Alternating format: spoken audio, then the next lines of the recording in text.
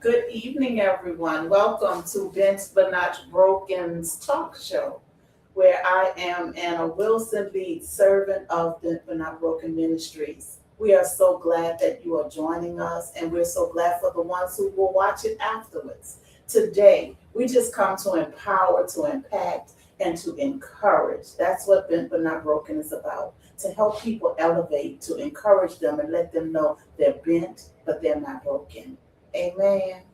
So today's episode is with New Orleans disciples athletes. We're building champions on the field and off the field, is what they say. Am I telling it right? Exactly right. Amen. And right now we have Raynell Wilson, the CEO, which is Chief Visionary Officer and founder of the New Orleans Disciples Athletes. And we have Coach Mike Anderson, the head coach. Let's welcome them. Thank you. Thank you. Yes, we're so glad to have you. It is an honor and a pleasure that you guys decided to visit us today. So welcome to Been But Not Broken. Tell us a little bit about New Orleans Disciples Athlete and the vision behind the program. Okay. New Orleans Disciples Athlete Program is a program that God gave me the dream. And what the dream was that a lot of young men in the city of New Orleans, when they finished their senior high school, they want to continue to play football to the next level in college, but sometimes maybe they have the grades, or they got overlooked, or there was a late bloomer. What we do, we bring them into the program. We actually we enroll them at Delgado Community College as a part-time student. Okay. And while they're there, their eligibility don't start for us losing eligibility going forward at a four-year university. What we do, we enroll them, work on the SAT, ACT if you need to get it up to par where they'll be eligible once they leave our program. And while they're with us, it's just like I tell any parent, it's just not about football. Football is only 25% of this program. The other 75 we're preparing for life. He rolls, y'all. I asked him one question. Okay. He's excited. He rolls. You know, I get excited. So my question is, when you say they don't qualify to move from high school to what made them not qualify? I heard you say something about core classes. I've been listening. Well, sometimes if they want to go to D1, they may not have the core classes to make them eligible to go to D1. Tell the listeners what D1 is. D1 is a university like the LSUs, the Alabamas, the Texas, places like that, the big universities. Those are called D1 universities. Okay, awesome. So what does your motto mean? I'm going to give this to Coach. Building champions on the field and off the field. Well, thank you again for having us. Building them on the field, that's more of us to push the drive because of the love of football and to help them become technically sound, to help them develop their bodies, to help them develop their technique. But also off the field, we're trying to develop them into being leaders in the community. And leading in the community does not necessarily mean you need to be gung-ho, but you can be a pillar or a beam of light to some youngsters by living and leading by example, by being nice to the people in your community, by leading in your community, by being a positive enforcement in your community. So that's what we're trying to do along with the football, because we do believe that if you have the drive and the commitment, the football will help you ascend to where you want to, but being a leader in the community will help you stay at that level and go to greater heights in the community, and not just, even though it's built around football, our main goal is to make sure that you are a pillar in the community, and for the youngsters to come and look up at you and see that I may not have had the smooth start some have had, but at least you will have the vision to finish on a higher level than where you began. So y'all are taking young men and bringing them into adulthood where they can be influencers for the young men coming behind them. Most definitely. Yes. So right now, they call you visionary. Wonder how I know that. What was the defining moment that led you to start New Orleans Disciples Athletic? I know you say you had a dream. God gave it to you in a dream. But sometimes we take dreams and put them on the side. Sometimes we forget the dream. What was the driving motive to really get this train moving? Well, first of all, like I said, God gave me the vision. When God gives an individual a vision, there's a need for that vision to come to pass. So he gave me the vision, not he can entrust me with it, not just entrust me with it, to do the necessary things to get the vision up and running, where it could be successful the way he designed it to be, because without him, we won't be New Orleans Disciples Athletes. That's right. So how has your own football journey prepared you to mentor young men today? Well, my football, I was blessed to have great mentors in my life. I can go all the way back to when I was 9 years old. Excuse me, when I started first playing sports. We had a coach, he used to take us to mass before the game. Oh, wow. He used to take us to mass. You know, not a lot of us wasn't Catholic, but still we went to mass. And that was my first introductory of a mentor in my life to guide and showing us what to do off the field, what's more important off the field than on the field. And that's to develop a personal relationship with God. So I know when you are a Purple Knight. Yes, I am. Mm. So St. Augustine was a big influence in your life. Yes, But when you got to college, some things happened to you that you couldn't pursue an NFL career. So a lot of young men, that's all they're thinking about, Coach. They're thinking about, let me get out of high school, let me get to college, because I'm going to the NFL. But we know a lot of times that dream doesn't come true. What would you tell a young man about that dream? Well, I would encourage them on that dream, because if you work toward that dream, that at least gives you an opportunity to live out that dream. But a lot of the young people, they have that dream, but they don't want to put the work behind it. They want that microwave mentality. They want it to happen in 2.5 minutes. Mm-hmm. It doesn't happen like that. There are sacrifices that go along with it, meaning getting the right amount of rest, making sure your grades are where they're supposed to be in case a college should come calling, making sure your body is prepared for when that opportunity arises, that you are not only physically prepared, getting your body, but mentally prepared and also psychologically prepared, because everything doesn't always happen the way you think these should happen. But you have to be prepared to handle the adversity that comes with the success and the adversity that comes with lack of success. So if we can kind of bridge that gap, letting them know that, okay, the same way you have faith in your PlayStation 5 doing this when you press certain buttons, you have to have faith on the other side, meaning faith in who's leading you, faith in what you believe in, and faith in what you feel like you are worth, and working toward that. As long as they work toward that, we're going to feed that vision, we're going to feed that dream, but we're also going to be on the side of faith and say you have to have faith, but you have to have the work with it.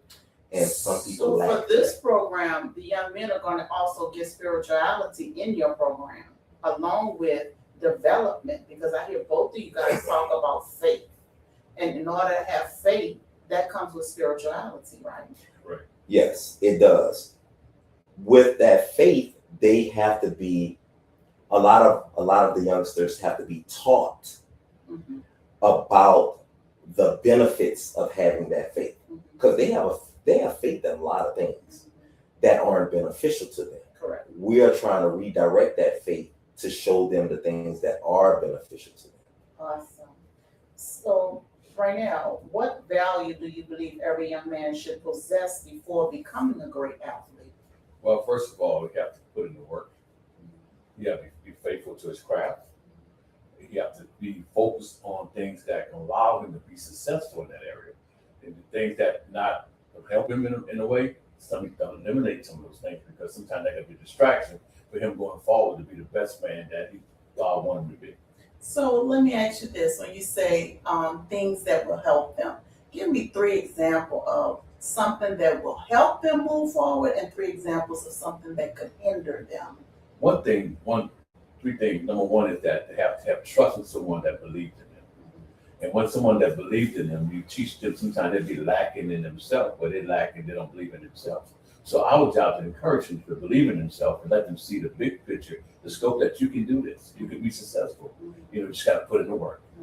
Because a lot of the young men you guys will encounter may not have a two-parent household. They may not have that man figure encouraging them. So that's where you guys will come in and your mentors, because it seems like you're going to mentor them also through school to help the GPAs go up and things like that. So they can have the possibility of moving on to what? Yeah. Just to college. Just to college. Right. Because the depths of what they're trying to gain and what they're trying to move into, we can get them to that water, to that deep portion of the pool by teaching them to swim. And once you know how to swim, it doesn't matter if you're in 5 feet or 15 feet. You're gonna be able to swim. Our job is to help them get over the stigma of not being able to swim. Whatever kind of doubts they may have, we have to try to rid them of those doubts, and we have to drive them toward success. And that doesn't necessarily mean you're going to make it to the NFL, because only 1% of high school players make it to the NFL. Wow. 1%. Okay. There's literally 400,000 football players that graduate high school every year. That's nationwide. And only 4% of them go D1, and only 9% of them actually play football beyond high school.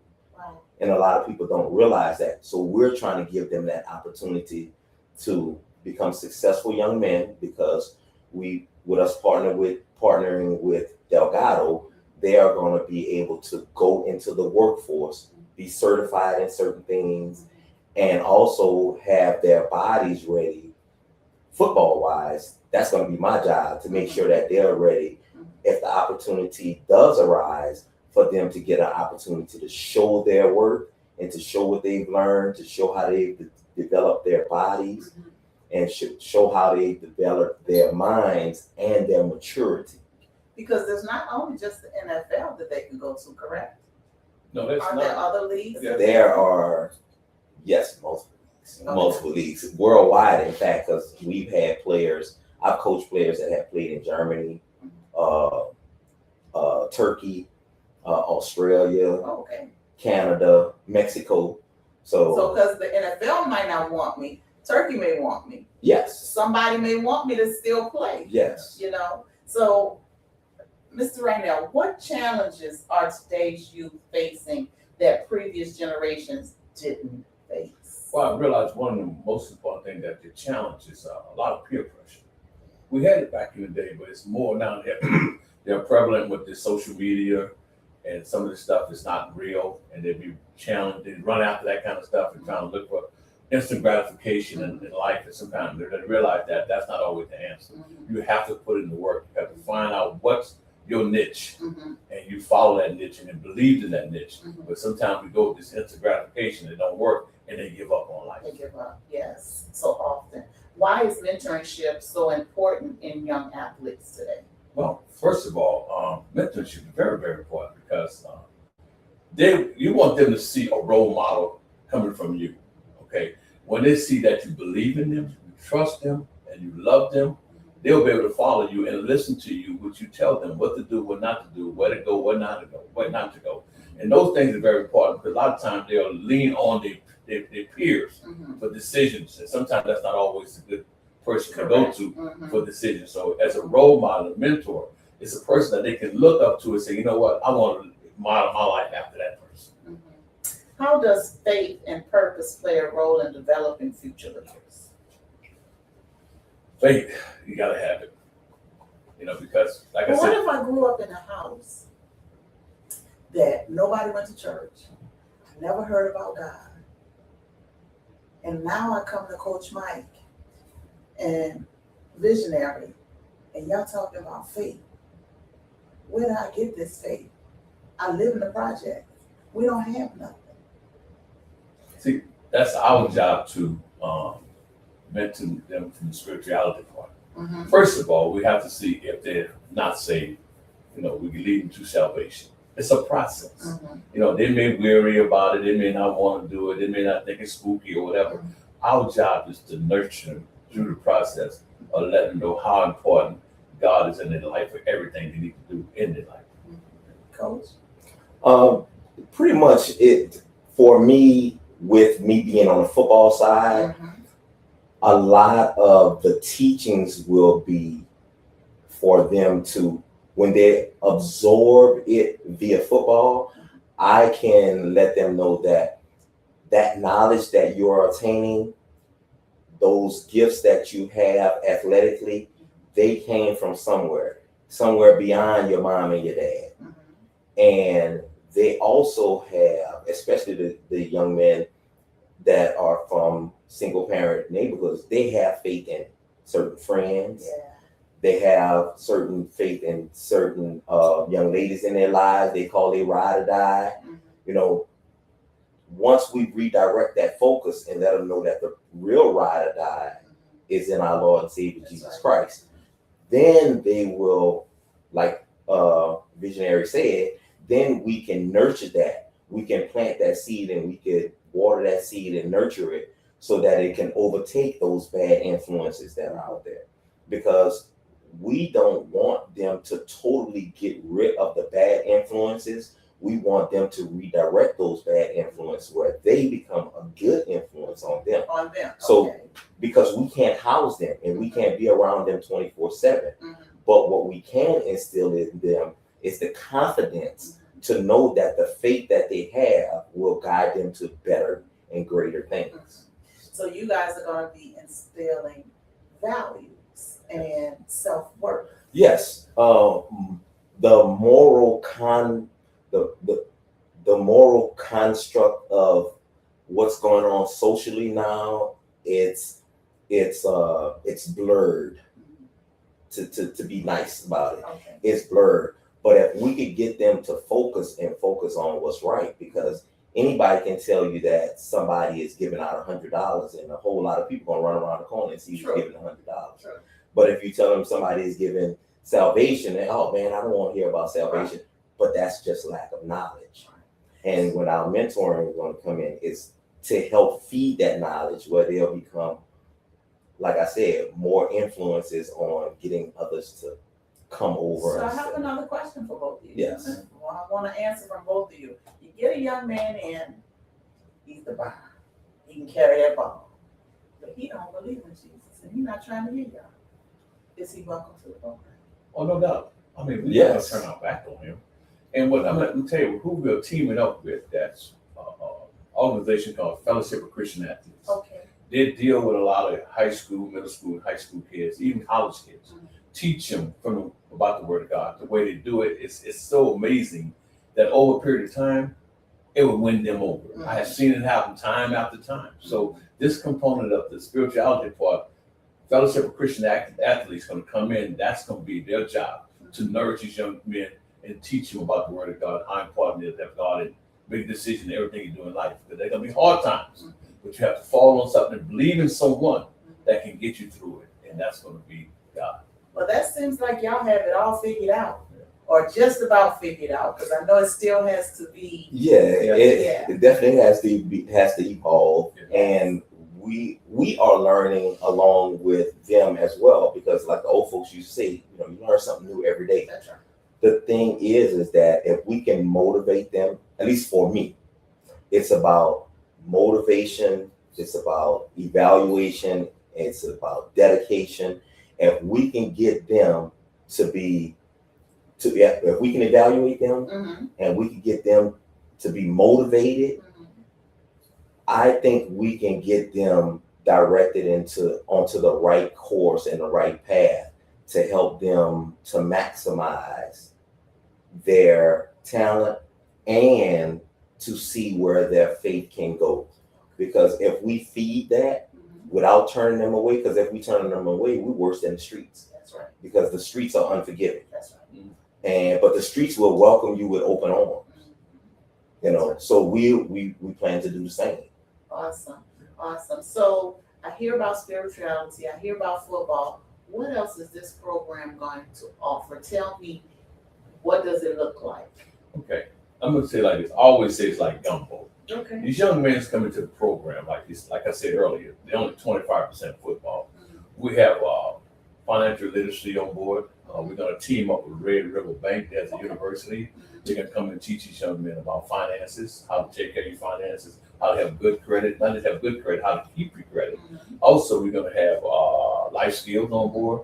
Also, we'll have a conflict resolution on board to teach them about conflict resolution. That's awesome. Because a lot of these young men now they get into confrontation, they make a decision, it'll be the wrong decision, and after they made that decision to change their life, and they can't take it back. Right. So we're going to teach them that as well. Also, we have addiction counselors on board.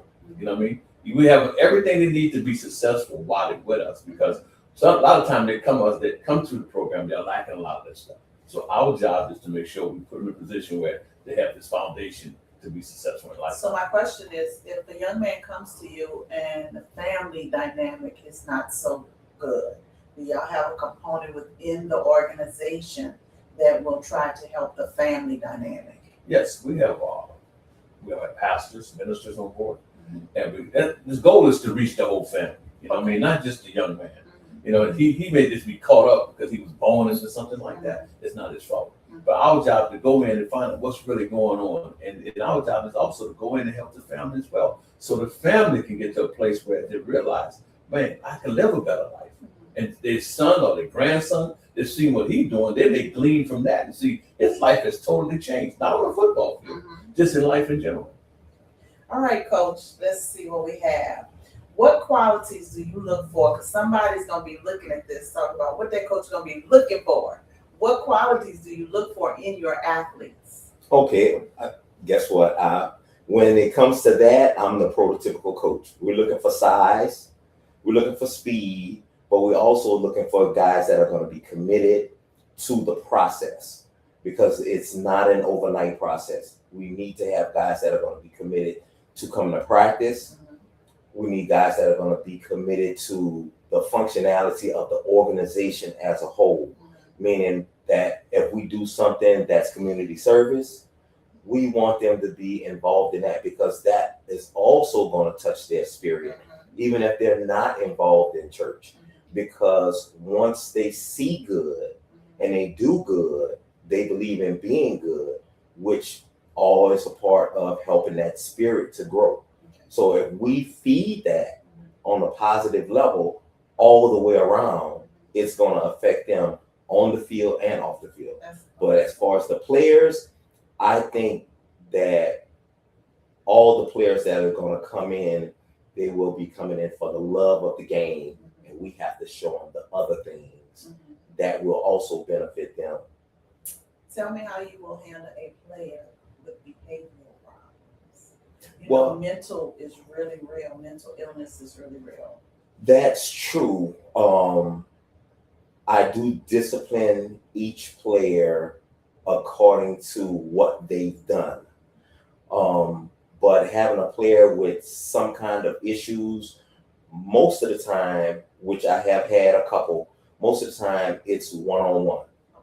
Because a lot of times what they're going through, they do it outwardly, but they try to deal with it within themselves. So if we can get even a position coach or a coordinator that's close to that person, myself and that coordinator, that coach that has the day-to-day dealings with that player, we're going to try to get through to that player and let him know that he can come to us for help regardless of what the situation is. Because a lot of times that's what they have that lack of support and help at home.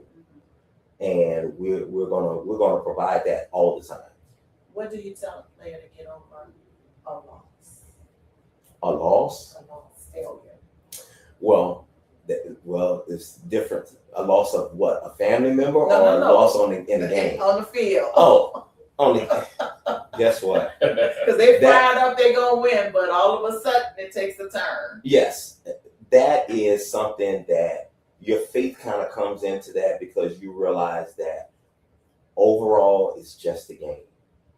And so you teach that. Oh, definitely. It's just a game, because life is bigger than this game, because if you can deal with this loss, you can deal with certain adversities that may not be as important to you, but it may be important to the boss, the supervisor, That's true. or or somebody that's in your life. If we can teach them to be less emotional and compartmentalize that loss and be focused on, okay, what mistakes did we make? That next time I won't make those mistakes, be it physical mistakes or mental mistakes on the field.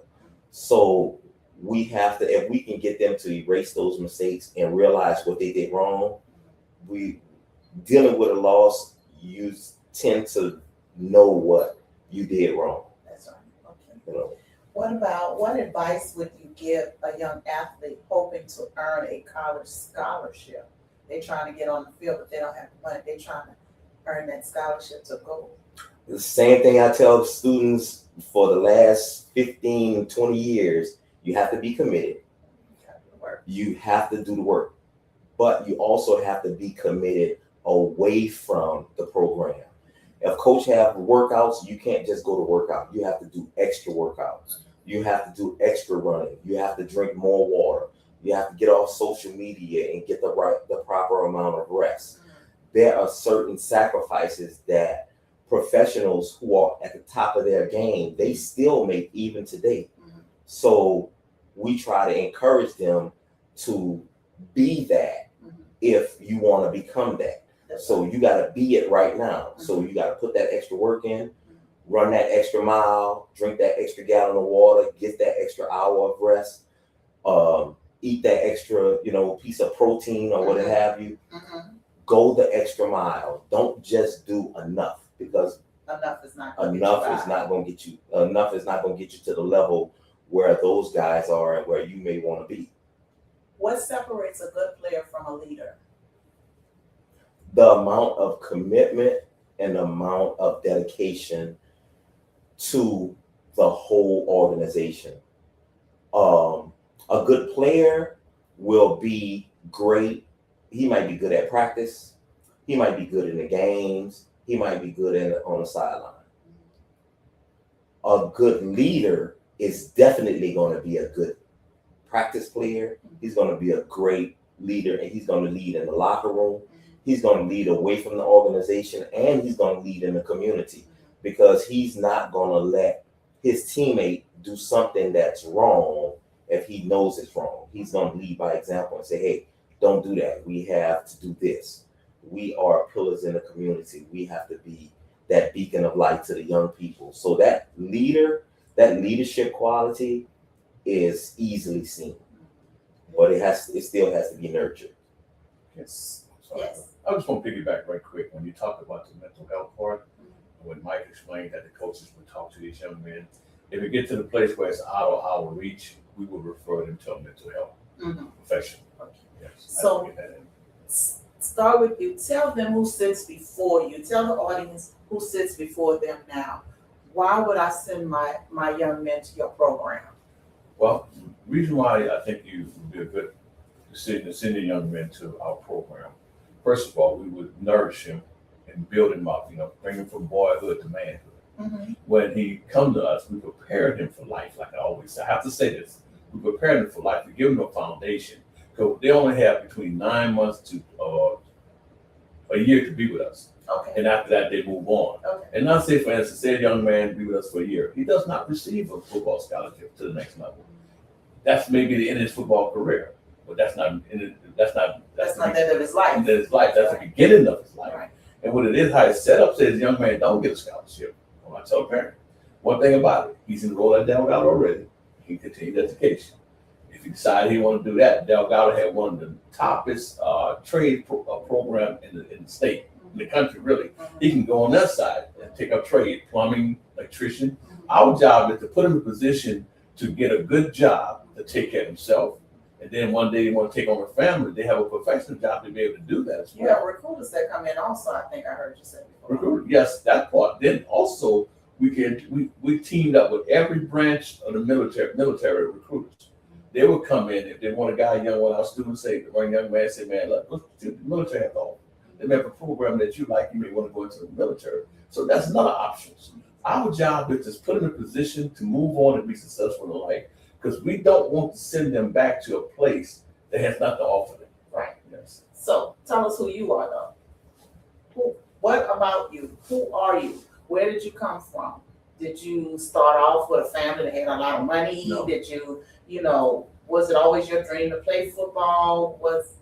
Tell us about you. Well, I got introduced to sports when I was 9 years old, Mhm. and I didn't know I was really good at it until other people was telling me I was good at it. And I was able to move on, and from some junior high, I was able to receive a scholarship in St. Augustine to play sports. And during my time, we was coming up, and the guys who was there with me, teammates even before me, our thing was just to go to St. Augustine to get a scholarship to college to get education for free. We didn't really think about the pros. We didn't. But our job, we was thinking, man, I can go to St. Augustine, man. I can get a scholarship and I can go to college for free. Because no doubt why that was so attractive? Guys that were there before us, that's what they done. And they were successful in life. Mm-hmm. So when I went on and got a scholarship to the University of Iowa, I left, I transferred after a year, and I went to a junior college in California called College of the Canyon. Doing really well. Getting highly recruited again. I got hurt in the ninth game of the season. Tulane was going to offer me a scholarship. I got hurt.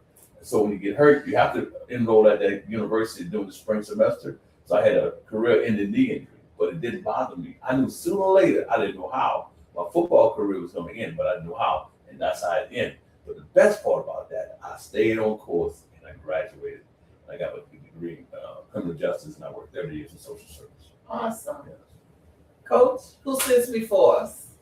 I'm a graduate of Old Perry Walker High School.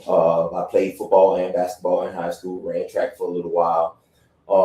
I went to college at Iowa State University. I only played my freshman year because I wound up accepting some money. But I didn't know at the time. I transferred to a Division III school called the University of Dubuque, where one of my strength and conditioning coaches had gotten the defensive coordinator position. But there I played football and played basketball. And after that, I decided to leave school and I played professional basketball for a year in Pensacola for a team called the Pensacola Tornadoes. After that, football has always been my first love. So I rehabbed my knee because I had a serious knee injury. That was my third right knee injury in 5 years. And so once I rehabbed, I tried out, went to an open combine in NFL, signed a contract for the Tampa Bay Buccaneers, went to camp for 2 weeks, and couldn't pass physical because of my knee. Oh, wow. So I got released, moved back to New Orleans after a 6-month bout with depression because I was depressed that I couldn't play sports anymore. But I rehabbed my knee again, got a tryout for the Saints, signed a contract and everything. And they made me go take a physical. And same knee, swole up again. So, but I did play, I played semi-pro football for a team called New Orleans Hustlers, and later on the Louisiana Hurricanes. We won 3 national championships between those two teams. And right after that, my position coach, Coach Jelks, decided to ask me if I was interested in coaching because I had such a long football history. And I told him yes. And I started coaching, and he was like, well, Michael, he said, you need to know how to evaluate these players. And I started evaluating players. I started looking at tendencies, and I got very good at it. And once I got the opportunity to start my own team, which was the Louisiana Lightning, I started my own team. I have had guys leave my team, go play in Canada. I've had college players. In fact, I just spoke to one of my former players, Kenneth Dabney, who has his own shop on the West Bank. He is one of the guys that I'm most proud of because he took my mentorship and moved it into his personal life. And Khalid Carnegie, he's in Oklahoma City now. He calls me and he says, Mike, he said, your influence not my coaching, my influence had a big impact on his life and his life decisions, because I used to always tell them, if you have to think twice about something, it's probably not the right thing to do. So Because that means you don't just talk the talk, you walk the walk. Because if they're calling you back saying you had a major influence on them, they were watching your walk, not just what you say. Because a lot of people say a lot of stuff and give you lip service, but then when you watch them, it don't line up. Definitely.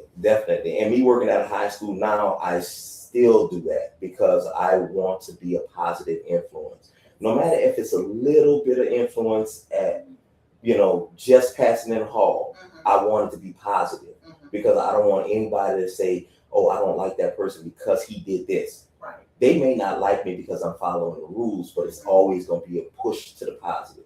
It's always going to be a push to do the right thing.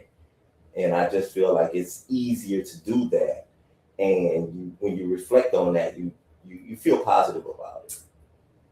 Okay, guys, how do you feel New Orleans Disciples can be a positive impact in the community? We dealt with the young men, we're mentoring them, they're playing ball, they're going to school, they're learning about financial literacy. But in the community, what will you guys be known for in the community? Well, one of the things we'll be known for that we will give back to the community. We will be vision in the community, in the church setting, whatever we need to do to volunteer, we're giving back. Let these people know, these young men here, they're setting the foundation for their life, knowing how to give back, not all receiving, but giving back to people who may be in need. What partnerships are helping your organization make a greater impact? Right now, we have several ones that I'm working on. I don't want to mention the names right now. One of the major things for a program like this, starting off the ground, is finances. We have the vision, and there's the in-between part here. We know what the end gonna look like, the results. But this is where the foundation, this is where the work is at. And one of the things, most important thing, you have to have finances to move forward to build this program. And we have people that's coming on board. And right now, right after this month, we're gonna hit the ground running. At least I am. Hit the ground running and going to corporates, talking to the CEOs about the program, casting the vision. Like I said, this is not about football. We need these people to come on board. That they say, I want to be part of this. They're doing a great thing over there with New Orleans Disciples athletes, helping save lives, to change lives. Amen. How can churches, schools, and local businesses support your mission? I know you've been out to just about every coach in the city of New Orleans. How can they help you guys do what you do, Coach? By helping us, all they have to do is let the players know that this option is there, because that is getting the word out is most important. And a lot of these high school players, they already trust these coaches that they see on a daily basis. So if those coaches can entrust those students to us by putting a good word in, I think those students will come in open-minded and ready to work, knowing that this is an opportunity for them, not only on the field, but off the field as well, to be successful young men. So coach to coach, you go in to see a coach. What would you tell a coach right now? Because I know he's visited just about all the coaches in the city, and he's given a couple of meet and greets. Yes. And only about 3 of them showed up. Okay. My thing would be is that I would tell them, I would say, Coach, you let your players know that this is an opportunity for them to not only stay at home, but to keep their eligibility, to also get an opportunity to get certifications, to get their feet wet on a higher level, a little bit higher than high school, because we already have multiple schools calling about scheduling games for 2027. So this will be their opportunity to get their feet wet, to get to play. And unlike other prep schools, we're not going to be hitting their pockets, because a lot of prep schools, even one in Baton Rouge, hit a couple of students here for like $4,000, and they played 5 games, and then that was it. Wow. So that's something that I would definitely tell the coaches, that this is going to be no cost to the players. The only thing we need them to do is to be focused and be committed and ready to work. But that's on the field with the football stuff, but also around the community. Coach, if you could speak directly to a young athlete watching, what would you tell him today? I would tell him that if you really have the desire to play on the next level and those dreams are not coming true in high school, that bubble has not burst. We're going to extend that opportunity to you to come and show your worth. And we're going to keep our feet to the ground as well as calling out and sending film to players, because my plan is to video every practice, to video every game, to interview players, to help players be prepared for those opportunities that we know that we can diligently. You're going to help them with interviews. Oh, definitely. That's big, because I Definitely. see some of these young players that get signed contracts, but they don't know how to speak. Yeah, So that's I true. think that's an awesome part of your training, to help them learn how to speak to the media, how to speak to other people. That's very important, because that essentially is a job interview, Yes. especially with NIL deals and stuff like that that's going on. And here in Louisiana, young players can get NIL deals before they sign with a college. Tell our audience what NIL means. That's name, image, and likeness. Okay. And they can do commercials, paper ads. They Now, I can, heard Favor said the other day they didn't have that when he was coming No, up. they He was didn't. jealous They didn't. of somebody that got an NIL. So I was trying to figure out, why was he jealous? Now I understand, because if you're doing that, that means you're making money. yeah, because he was the defensive. He and my son graduated the same year. Okay. So, and he was the defensive player of the year. So him coming out and signing with LSU, he could have gotten, Today, huh? today. Well, I'm not gonna say millions, because a whole lot of them not getting millions. Okay. But he would be very, very high six figures. Wow. Very, very high six figures. Wow. Okay, now I understand, Mr. Favor. Right? Yeah. Okay, visionary. What encouragement do you have for parents raising young athletes? Well, first of all, they got to make sure that the kids are around the right people. First of all, you know what I mean? When they leave home, you don't know who they're with or what they're doing. You got to make sure that you stay on top of that. And if he's sincere about the sport that he's playing, you have to make sure that he's lining up the things that he needs to do. Like Coach said earlier, getting his rest. Number one thing, getting his education. And to get his education, and to find out, always know who your son is around. Who is this crowd that he hangs with? Who is these people that he called his friends? And then once you continue to get a grip of that, then you're ready to continue to line up and correct him in some areas where he may be going wrong, and get him to see what those people are not good for you. So that's what it's all about. Now, for New Orleans Disciple, this just hit me because, I've been going to a lot of football games the last 6 years. So I've noticed a lot of parents, what are y'all going to do when those parents on the sideline cussing and cutting up and all of that? Because that's not a good image, or not good for the kids. Or can you do anything about that? Because I feel like, okay, when you say cussing, you mean cussing at the coaches? yes, and the kids. They do that, and I can interject on this because I'm also a referee. Okay. So I have had it as a coach and as a referee. So the main thing is to ignore it, because even the loudest of people, they want to be heard.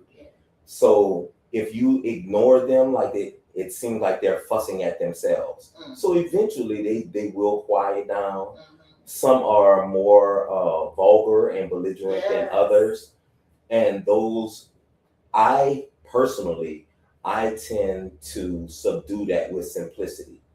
And by doing that, I say, okay, well, is that how you talk at work? School them or at work. Yes. Is that how you talk at work? Yeah. Do you talk to your boss like that? Yeah. Well, you're not my boss. I say, yes, but I'm an adult and we are in front of kids. Would you want me talking to your child like that, the way you're talking to me? And a lot of times, if you keep it on a simple plane, they tend to connect easier with it. Because if you try to talk above them, they try to talk above you. And now all of a sudden, you're loud, they're loud. And nobody hears anybody. And nobody hears anybody. Because they're looking at it through an emotional lens. Because they want what's best for their child. So y'all tell me what's next for the Wellness Disciples. We're here, we're talking about it, we are promoting it, and people are catching the fire, okay? So I know it's about to blow up. But what do you guys see next? What's next? Well, one of the things next that on August the 1st, we have a Dare to Be a Man Empowerment Brunch. It's going to be a powerful word going forward. We're going to talk about the program. We're going to cast a vision to people who don't know anything about it or heard about it. We're going to cast a vision to them, hope that they will grab it and run with it and be supportive of it. That's So what is the cost of the brunch? It's free. It's free? You can come home and get you some good breakfast. It's free.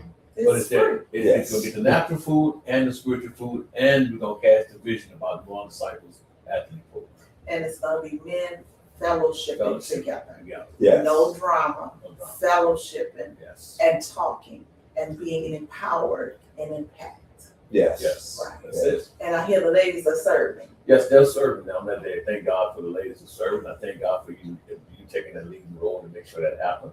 Thank you. And where is the brunch going to be? It's going to be at the Executive Plaza on Reed Boulevard on the 11th floor.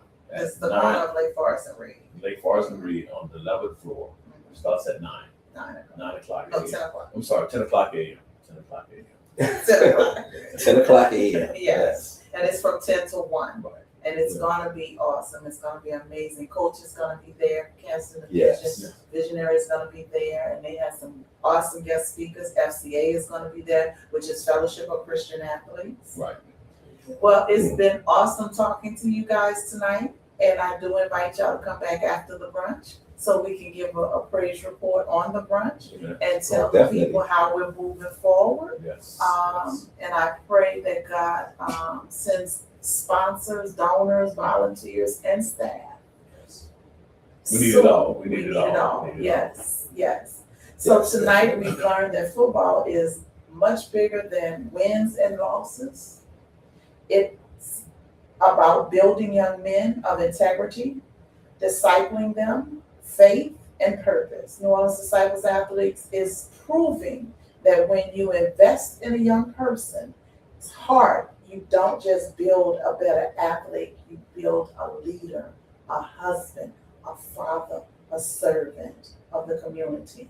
So thank you both for coming. We truly appreciate it. This has been one of our best segments, and we do invite you back again. Thank you. Thank you so much for having us. Thanks for having me. We are Men But Not Broken Ministries. I am Pastor Anna Wilson, lead servant at Men But Not Broken.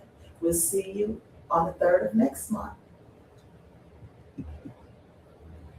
I know, we just